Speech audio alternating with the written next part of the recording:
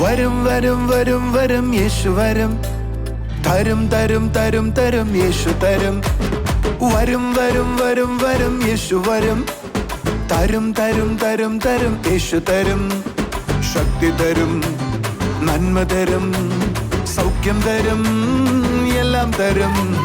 ശക്തി തരും, നന്മ തരും, സൗഖ്യം തരും, എല്ലാം തരും. ഓ വരും വരും വരും വരും യേശു വരും. തരും തരും തരും തരും യേശു തരും. വരും വരും വരും വരും യേശു വരും. തരും തരും തരും തരും യേശു തരും.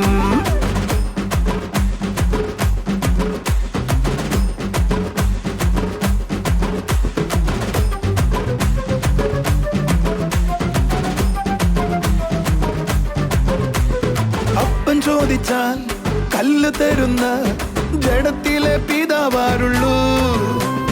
അപ്പൻ ചോദിച്ചാൽ കല്ല് തരുന്ന ജഡത്തിലെ പിതാവാരുള്ളൂ. ആത്മാവിനെ അധികമായി നൽകുമെൻ സ്വർഗപിതാവ്. ഓ ആത്മാവിനെ അധികമായി നൽകുമെൻ സ്വർഗപിതാവ്. വരും വരും വരും വരും യേശു വരും. തരും തരും തരും തരും യേശു തരും. വരും വരും വരും വരും യേശു വരും. തരും തരും തരും തരും യേശു തരും.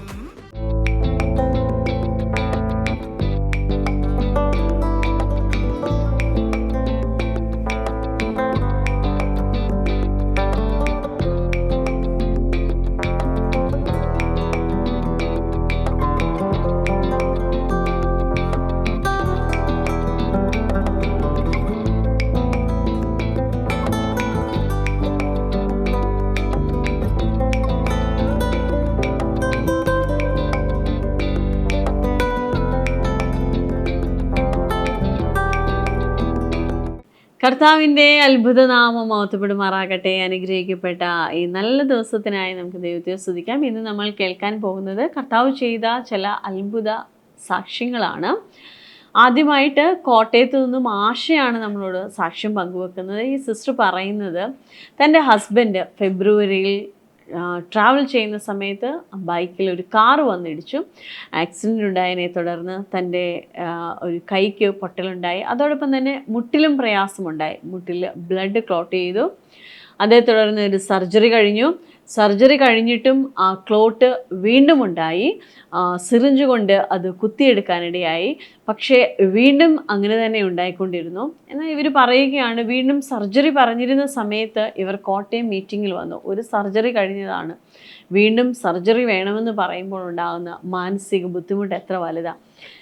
ഒരു പരിഹാരമില്ലാതിരിക്കുന്ന സമയത്താണ് ഇവർ കോട്ടയം മീറ്റിങ്ങിൽ വരുവാനും ബ്രദർ പ്രാർത്ഥിക്കാനും ഇടയായി.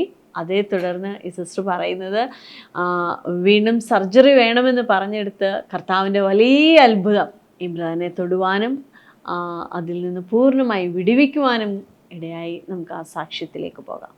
പിന്നെയും ബ്ലഡ് കട്ട പിടിച്ച് കിടക്കുന്ന സിറിഞ്ചിൽ കുത്തി കളയണമെന്ന് പറഞ്ഞു. സർജറിക്ക് ശേഷം മാറ്റം ഉണ്ടായില്ലായിരുന്നു. വീണ്ടും അങ്ങനെ തന്നെ ബ്ലഡ് കാലിൽ നീര് മുട്ട് നീരായിട്ടിരിക്കുകയായിരുന്നു. സിറിഞ്ച് എടുത്ത് ബ്ലഡ് കുത്തി എടുത്ത് കളഞ്ഞു. ഡോക്ടർ പറഞ്ഞു പിന്നെ അതുപോലെ സർജറി ചെയ്യണമെന്ന് പറഞ്ഞു. മൂന്നാമത് വട്ടമാണ് പറയുന്നത് ഒരു സർജറി വേണമെന്ന് പറഞ്ഞ് വിശ്വാസത്തോടെ പ്രാർത്ഥിച്ചു. പറഞ്ഞു ഇനി ഇതിൽ കത്തി വെക്കത്തില്ല എന്ന് പറഞ്ഞു. പ്രാർത്ഥിച്ചു. ബ്രദറിന്റെ ഞാൻ ആ റിസൾട്ട് കൊടുത്തു. ബ്രദർ നോക്കിയിട്ട് മുഴുവൻ പ്രാർത്ഥിച്ചതിലും ഒരു കുഴപ്പവും ഇല്ല എന്ന് പറഞ്ഞതിന് ശേഷം ഞാൻ ഡോക്ടറെ അടുത്ത് പോയത്. പല ആപത്തിൽ നിന്ന് ഞങ്ങളെ രക്ഷപ്പെടുത്തി കർത്താവ് ഞങ്ങളെ കൊണ്ടുവന്നിട്ടുണ്ട്. അതിനുശേഷം കത്തി വെക്കേണ്ടി വന്നില്ല. പരിപൂർണ സൗഖ്യമായി. കർത്താവിന് നന്ദി പറയുന്നു.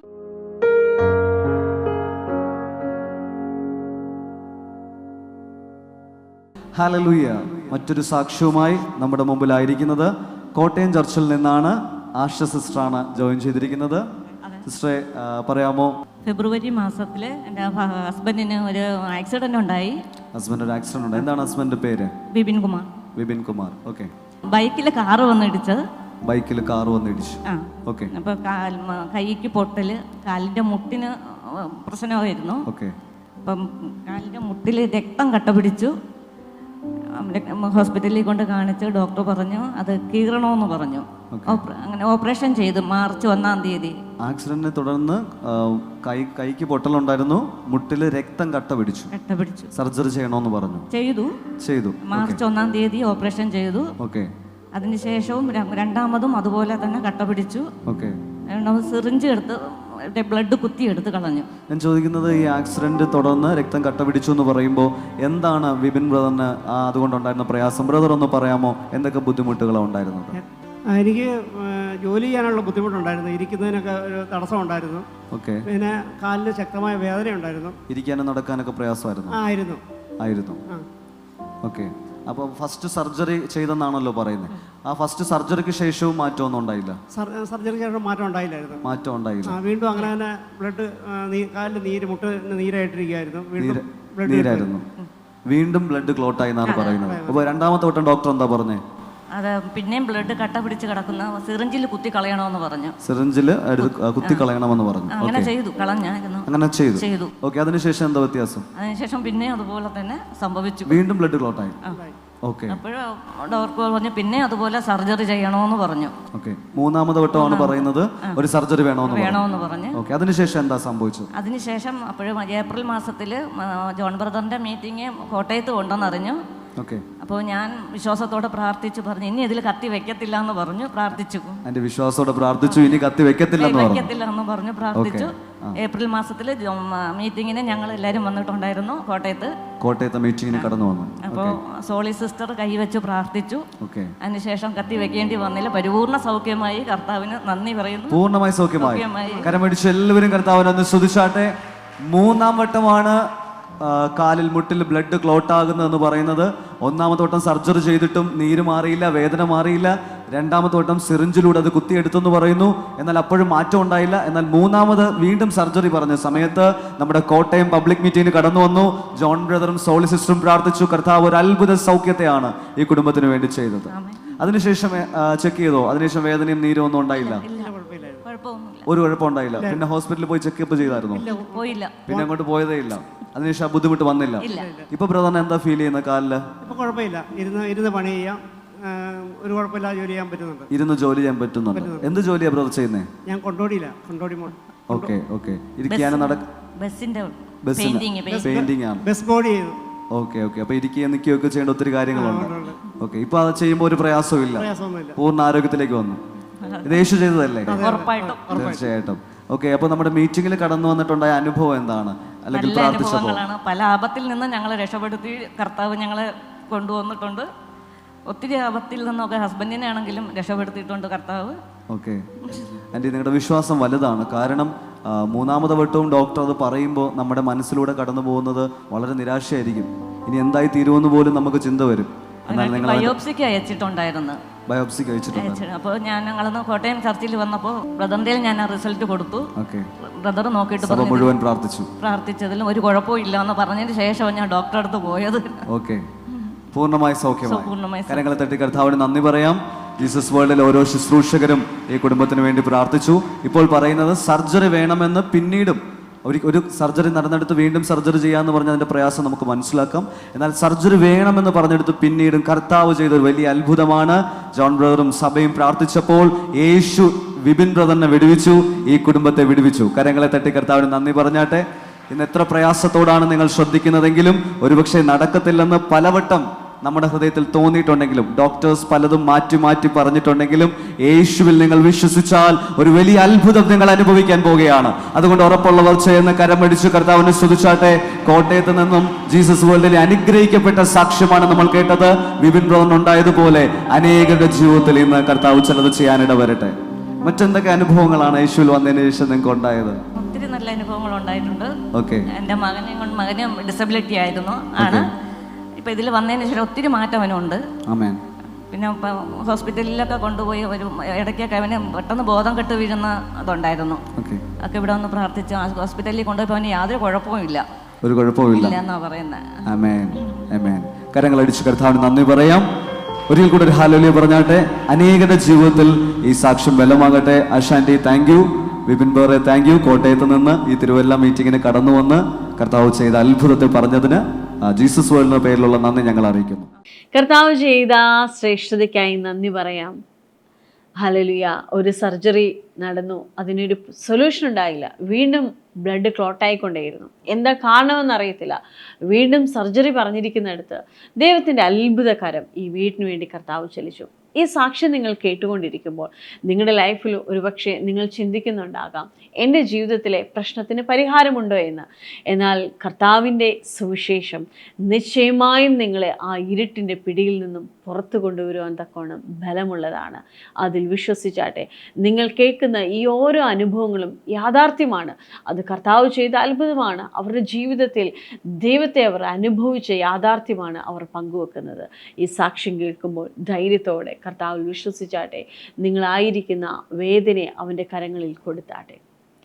അടുത്ത സാക്ഷ്യം പങ്കുവെക്കുന്നത് മുണ്ടൂരിൽ നിന്നും രഞ്ജിനിയാണ്.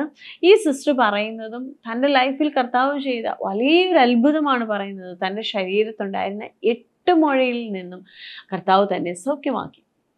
സിസ്റ്റർ പറയുന്നത് തനിക്ക് തൻ്റെ ബ്രസ്റ്റിൽ നിന്ന് വെള്ളം എടുക്കുന്നതിനെ തുടർന്ന് താൻ കൊണ്ടുപോയി പരിശോധിച്ചപ്പോൾ മനസ്സിലായത് അതിൽ മുഴയുണ്ട് എന്നാണ് മനസ്സിലായത്.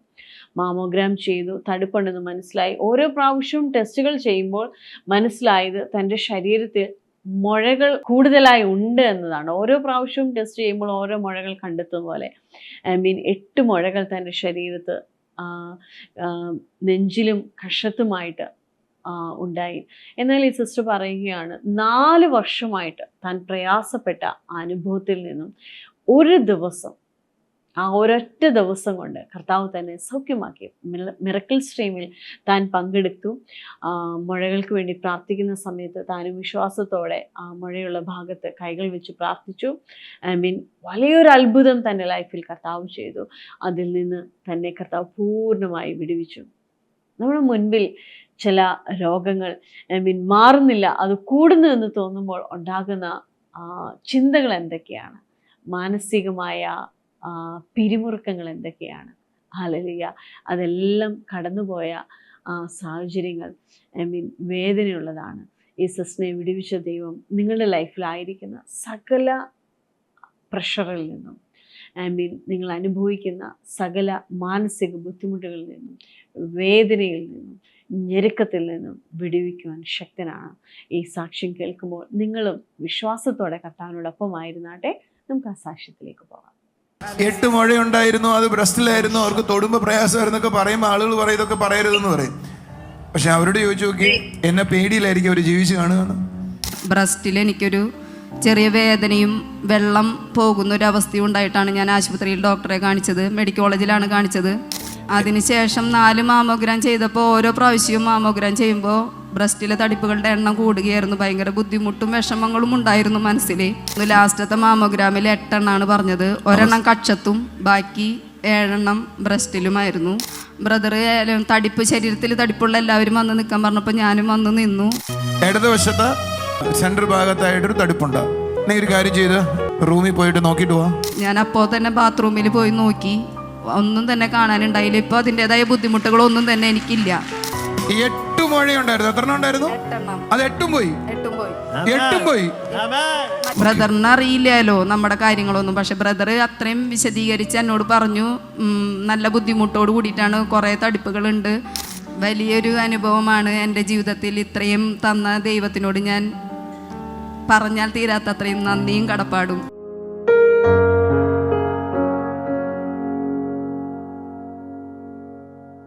ഇപ്പോൾ നമ്മുടെ കൂടെ ആയിരിക്കുന്നത് മുണ്ടൂരിൽ നിന്ന് രഞ്ജിനി എന്ന് പറയുന്ന സിസ്റ്ററാണ്.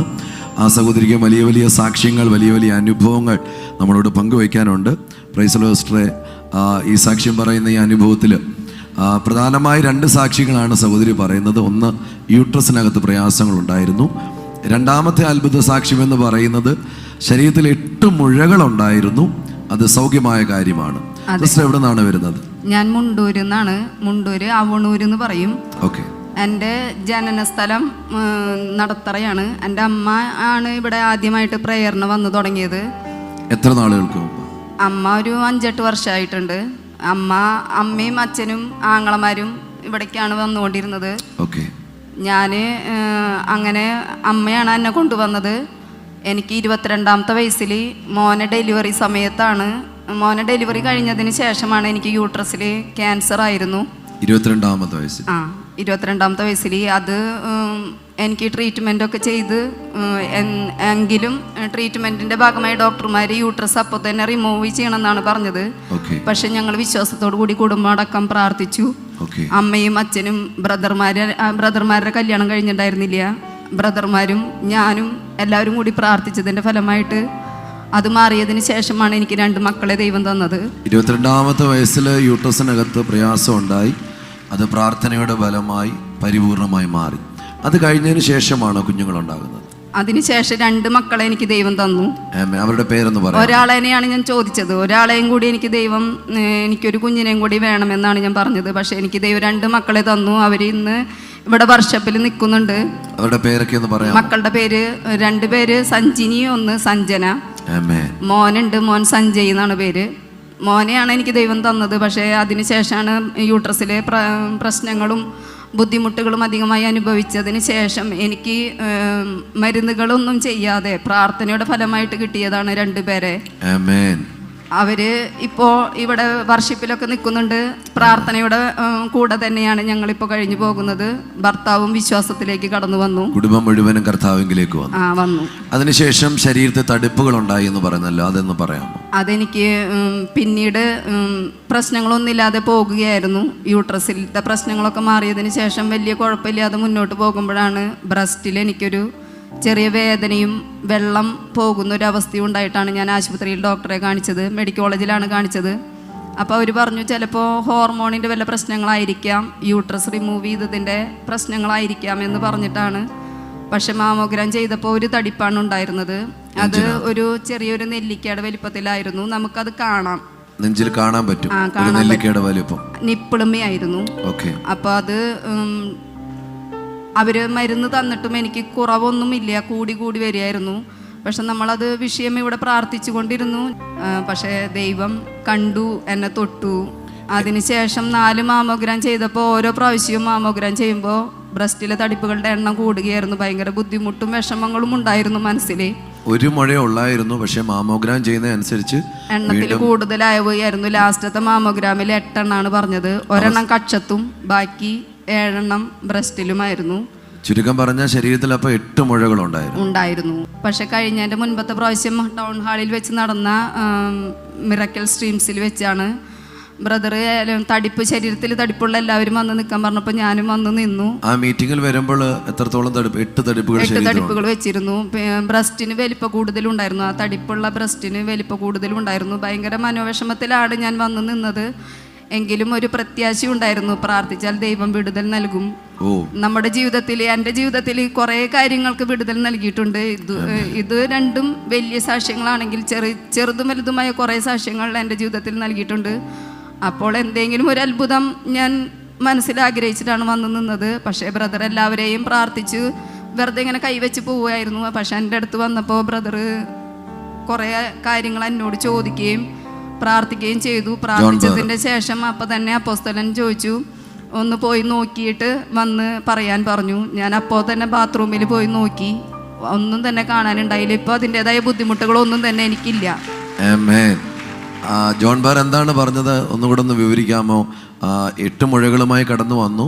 ആ മീറ്റിംഗിൽ ബ്രദർ പറഞ്ഞിരുന്നു കുറെ മുഴകളുണ്ട് ബ്രസ്റ്റില്, അതിന്റെ ബുദ്ധിമുട്ടിലാണ് വ്യക്തമായിട്ട് അങ്ങോട്ട് പറഞ്ഞിരുന്നു. ബ്രദറിന് അറിയില്ലല്ലോ നമ്മുടെ കാര്യങ്ങളൊന്നും. പക്ഷെ ബ്രദർ അത്രയും വിശദീകരിച്ച് എന്നോട് പറഞ്ഞു, നല്ല ബുദ്ധിമുട്ടോട് കൂടിയിട്ടാണ്, കുറെ തടിപ്പുകളുണ്ട്.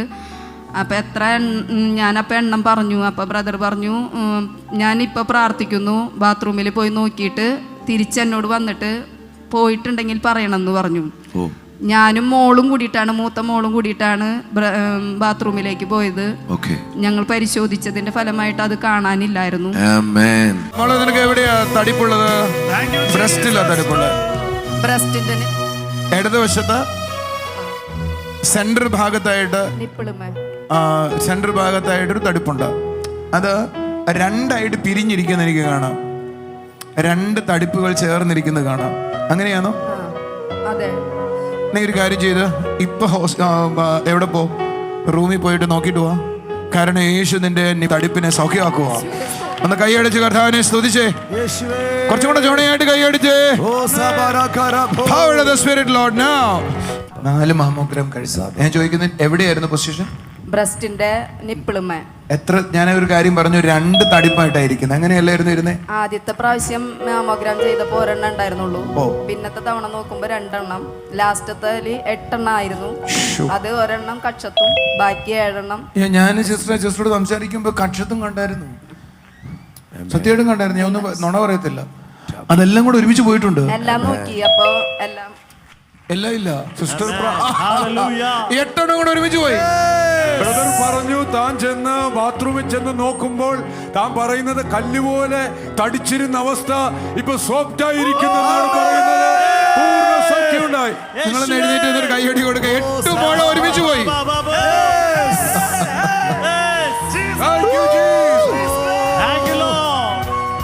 ഈ 8 മുഴയുണ്ടായിരുന്നു. എത്ര ഉണ്ടായിരുന്നു? 8 എണ്ണം. അത് 8ഉം പോയി. 8 പോയി. മറ്റേത് എനിക്ക് അവിടെ വെക്കുമ്പോ ഭയങ്കര ഹാർഡായിരുന്നു, കല്ല് പോലെ ഇരിക്കുവായിരുന്നു നെഞ്ചിനകത്ത് തൊടുമ്പോ. അതെ, തൊടാനൊന്നും പറ്റില്ലായിരുന്നു. കുളിക്കുമ്പോ ഒക്കെ ഭയങ്കര ബുദ്ധിമുട്ടായിരുന്നു. പക്ഷെ ഇപ്പൊ നോർമലായി. ഞാൻ തൊട്ടപ്പോ കുഴിഞ്ഞു പോവാ. അത് നമ്മുടെ സാധാരണ ദേഹം തൊടുന്ന പോലെയായി. ഒന്ന് കൈയടിച്ച് കർത്താവിനെ സ്തുതിച്ച്. ഞാനിങ്ങനെയൊക്കെ പറയുന്നത് ആളുകൾക്ക് വലിയ ബുദ്ധിമുട്ടാണ്, പക്ഷെ സത്യത്തിൽ തടന്ന് പറയാതിരിക്കാൻ പറ്റുമോ? ഒരു പറഞ്ഞ് 8 മുഴയുണ്ടായിരുന്നു, അത് ബ്രസ്റ്റിലായിരുന്നു, അവർക്ക് തൊടുമ്പോ പ്രയാസമായിരുന്നൊക്കെ പറയുമ്പോൾ ആളുകൾ പറയും ഇതൊക്കെ പറയരുതെന്ന് പറയും. പക്ഷെ അവരോട് ചോദിച്ചു നോക്കി, എന്നെ പേടിയിലായിരിക്കും അവർ ജീവിച്ച് കാണുകയാണ്. യേശു കൊടുത്ത സൗഖ്യത്തിന് നന്ദി പറഞ്ഞേ. 8 മുഴ ഒരുമിച്ച് പോയി.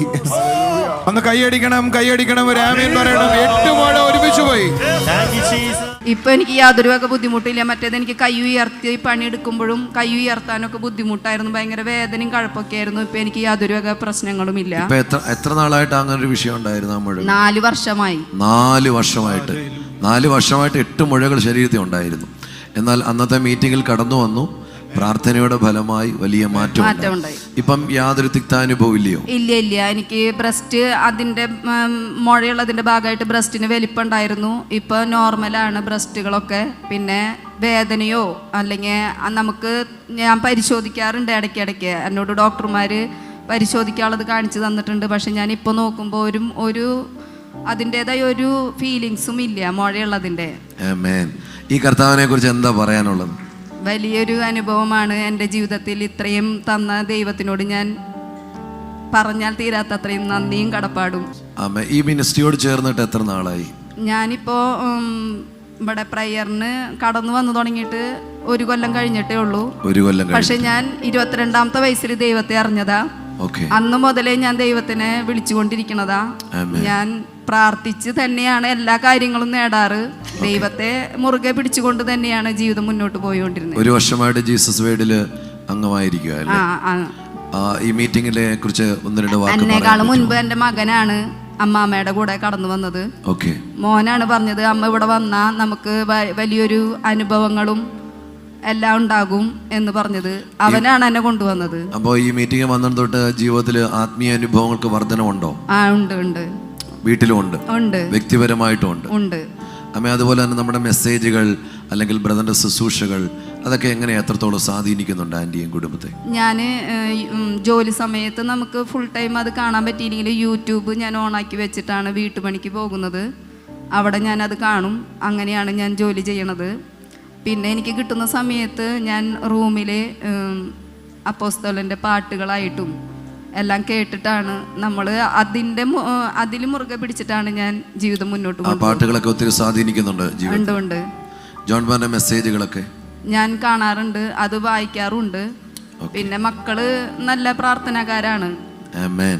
ഒരു അമ്മയ്ക്ക് തൻ്റെ മക്കളെ കുറിച്ച് അഭിമാനത്തോട് പറയാൻ കഴിയുന്നത് ആ വാക്കുകൾ വളരെ മനോഹരമാണ്. എൻ്റെ മക്കളുമാർ പ്രാർത്ഥിക്കുന്നവരാണെന്ന്. ആമേൻ. ദൈവം നമ്മളെ സഹായിക്കട്ടെ. ഇന്ന് പകൽ ഞങ്ങളെ കാണുന്ന അനേക ദൈവമക്കളുണ്ട്. നമ്മുടെ കർത്താവിൻ്റെ പേര് എൽഷദാ എന്നാണ്. അവൻ പേര് പോലെ തന്നെ അവൻ പ്രവൃത്തിയിലും വലിയവനാണ്. രജനീഷ് പറഞ്ഞ സാക്ഷി നമ്മളെല്ലാവരും കേട്ടു. യൂട്രസിനകത്ത് പ്രയാസങ്ങൾ ഉണ്ടായിരുന്നു. അതുപോലെ ശരീരത്തിൽ 8 മുഴകളായിരുന്നു ഉണ്ടായിരുന്നത്. എന്നാൽ 2 മാസങ്ങൾക്ക് മുമ്പ് ഈ ഹോളിനകത്ത് നടന്ന മീറ്റിങ്ങിൽ തന്നെ നമ്മുടെ അപ്പോസ്തലൻ ആ സഹോദരിയോട് അങ്ങോട്ട് ദൂത് പറഞ്ഞു, ഇങ്ങനെ പ്രശ്നങ്ങളുണ്ട്. എനിക്ക് തോന്നുന്നു അന്ന് തന്നെ ആ മുഴകൾ സൗഖ്യമായി എന്നാണ് നമ്മൾ കേൾക്കുന്നത്. എല്ലാവരും കൈകൾ അടിച്ചെന്ന് പറഞ്ഞ് നമ്മുടെ കർത്താവ് ജീവിക്കുന്ന ദൈവമാണ്. ഒരുവന് വേണ്ടിയല്ല, വിശ്വസിക്കുന്ന എല്ലാവർക്കും വേണ്ടി അത്ഭുതങ്ങളെ ചെയ്യാൻ കഴിയുന്ന ഒരു നല്ല കർത്താവുണ്ട്.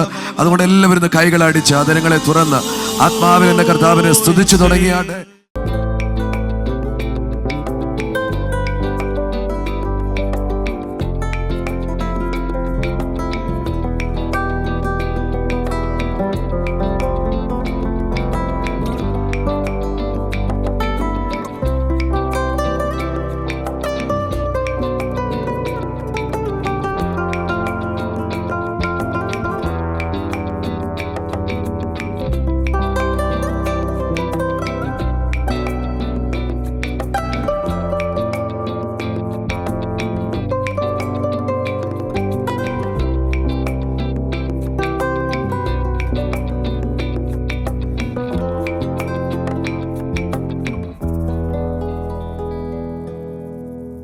ദൈവത്തിൻ്റെ കരം എത്ര ശ്രേഷ്ഠമായിട്ടാണ് ഓരോ കുടുംബങ്ങളെ വിടുവിക്കുന്നത്.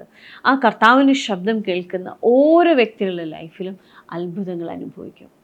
ഇന്ന് എന്നെ കാണുന്ന ആരെങ്കിലും അത്ഭുതം ആഗ്രഹിച്ചിട്ടാണോ ആയിരിക്കുന്നത്? എന്നാൽ ആ വിഷയത്തെ കർത്താവിൻ്റെ കരങ്ങളിൽ കൊടുത്താട്ടെ. അല്ല, രോഗത്തിൻ്റെ പ്രയാസത്തിലാണോ ആയിരിക്കുന്നത്? എവിടെയാണ് പ്രയാസമുള്ളത് അവിടെയോട്ട് കൈകൾ വെച്ചാട്ടെ. അപ്പോൾ എന്നെ കാണുന്ന കുടുംബങ്ങളിൽ കർത്താവെ, ഇവർ ഈ കേട്ട സാക്ഷ്യം പോലെ ഇവരുടെ ജീവിതത്തിൽ ദൈവത്തിൻ്റെ അത്ഭുതം ഇവർ കാണട്ടെ അപ്പാ. അപ്പോൾ അങ്ങയുടെ അത്ഭുതം ഇവർ കാണട്ടെ അപ്പാ. അങ്ങയുടെ അത്ഭുതം ഇവർ കാണട്ടെ അപ്പാ. ദൈവത്തിൻ്റെ പ്രവൃത്തി ഇവർ കാണട്ടെ അപ്പാ. യേശുവേ, നിൻ്റെ കൃപയ്ക്കായി നന്ദി പറയുന്നു കർത്താവേ, നന്ദി പറയുന്നു അപ്പാ. ദുശീലത്തിൽ നിന്ന് കർത്താവ് ചിലരെ വിടുവിക്കുന്നത് കാണാം. ചെയിൻ സ്മോക്കിങ്ങിൽ നിന്ന് കർത്താവ് ചിലരെ വിടുവിക്കുന്നത് കാണാം. ഒരിക്കലും ഉപേക്ഷിക്കാൻ കഴിയത്തില്ല എന്ന് പറയുന്ന അഡിക്ഷനിൽ നിന്ന് കർത്താവ് ചിലരെ വിടുവിക്കുന്നത് കാണാം. Thank you Jesus, thank you Jesus, thank you Jesus.